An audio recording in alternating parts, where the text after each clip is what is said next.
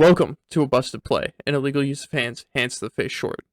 Michael Thomas has been the number one receiver for the New Orleans Saints for a while here, and I feel like he's a household name around the league now, and just around like anybody watching football. I feel like a lot of fans know him, obviously, but he's going to be sitting out for the early portion in the season, and according to Rappaport over at NFL.com, it's looking like he could be sitting out as late as the week 6 mark after the bye week for the New Orleans Saints.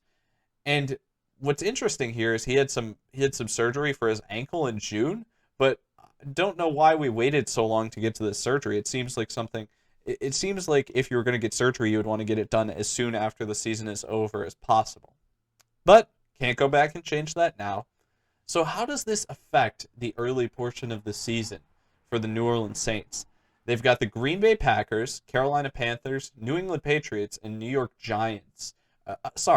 As well as the Washington football team in the 5 weeks before their week 6 bye. What do you think? What do you think this does for the Saints early in the season? It hurts him. It hurts him a ton. I mean, the quarterback situation for them is not stable. They're still going to be figuring out who that is all throughout the preseason, I think. And now you lose their number one wide receiver and a top 10 wide receiver in the NFL, and Michael Thomas. And it's going to be like it was for the end of the season with them last year, where it's just the Alvin Kamara show. It's like, all right, just keep getting him the ball because he's going to get his yards in it anytime it's in his hands. But that just seems like so easy to slow down and stop, especially with the teams they're going up against, with the great defenses, especially the football team, Green Bay, New England. They're going up against some good defenses that, like, will sniff that out immediately. It's like, all right, we just have to put two guys on Alvin Kamara, and whoever's at quarterback can't really do much because they got Traquan Smith and really no one else after that. Yeah, I agree with you. I mean, just looking at the receivers they've got on roster that aren't named Michael Thomas that I would say are worth mentioning. Traquan Smith, uh, Lil Jordan Humphrey, who you joke about basically not even actually being a real like option there. Probably only Deontay Harris. It's only like three guys after Michael Thomas that are even worth naming, which is pretty Mm-hmm. sad because even though I named them, I wouldn't say that any of them are like top tier guys. Maybe this could help push Deontay Harris to have a really huge breakout season that we want because he's got such a great skill set. I feel like he really could come on and be a really important piece for this team in so many ways and do even more than he has in the past. But I don't think this helps them early in the season.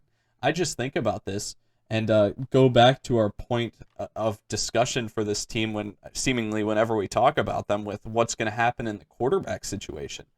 How do you get through 5 weeks of the season with Jameis as your quarterback when he's a guy who is obviously willing to throw a jump ball once in a while, when you have nobody on the field, literally no one, even if you look at the tight end position, like there's not a guy there that's Adam Troutman, like kind of the best name in that room at this point.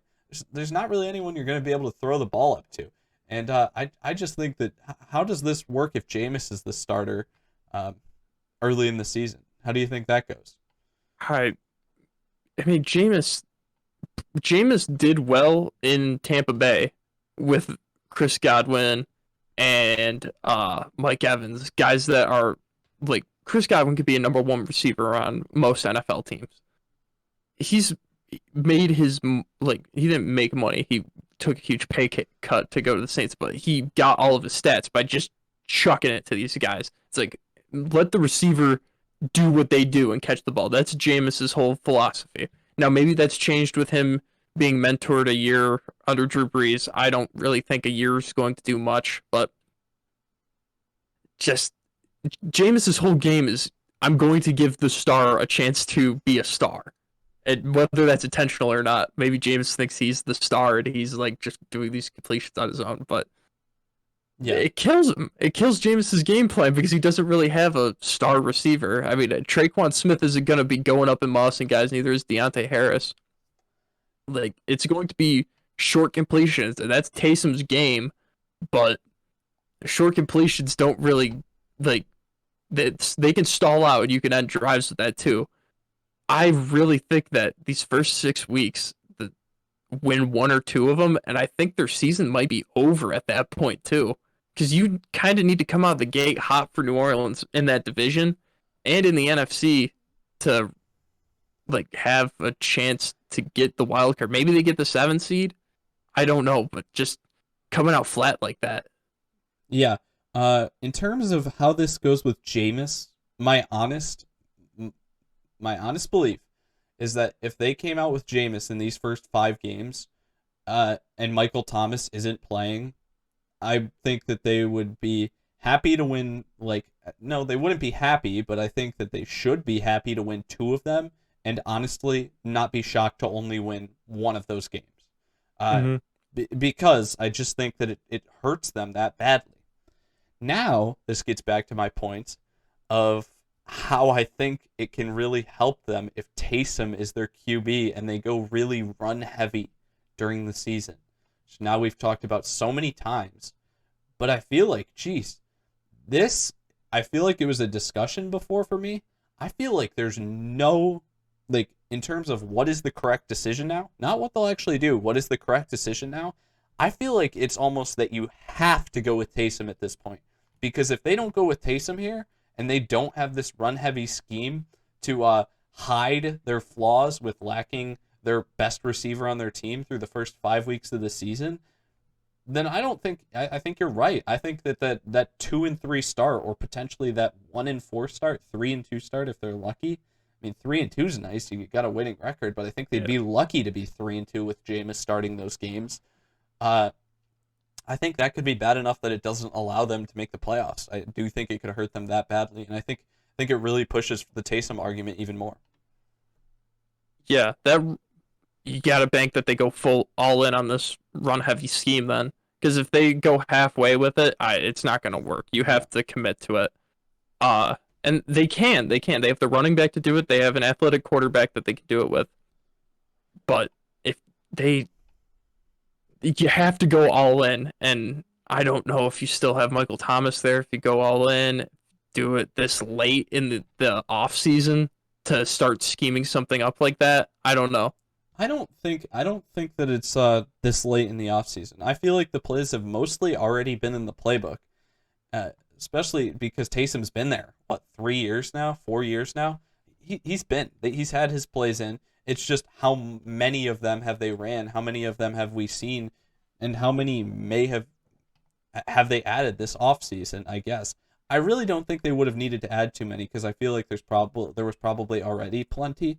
But yeah, no, you're right. They absolutely need to go all in with this scheme. They cannot go halfway and say, "Oh, okay, we'll kind of run the type of plays that we think that you should run." No, it should be like first and second down are almost guaranteed run downs for us, and then third down, if it's third and long, we can try to start working the pass game. But even if it's like third and medium or third and short, we should still probably try to run the ball.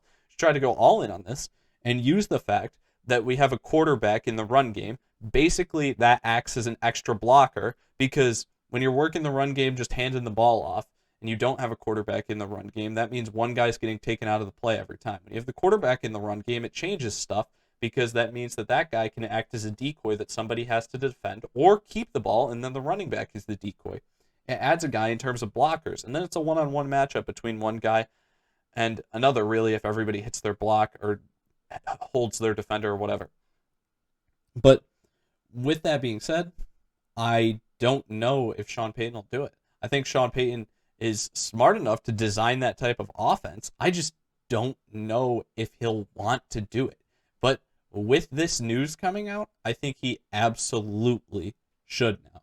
And I already thought he should have before, but even more so now. I feel like you got to go with Taysom as your starter, and you got to go like full Baltimore Ravens of the NFC and try to become this run-heavy scheme because that's just what your team's going to be better at. Just look at the roster, at least the offensive side of the ball. Your team's going to be a lot better for it. Yeah. I mean, they could run that offense better than the Ravens can too.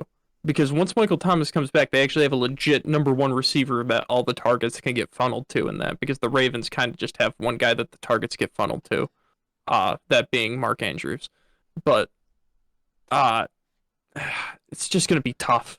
It's going to be really tough for like I understand that the plays are probably in the playbook, like you said, but it's going to be a big thing for Sean Payton to have to.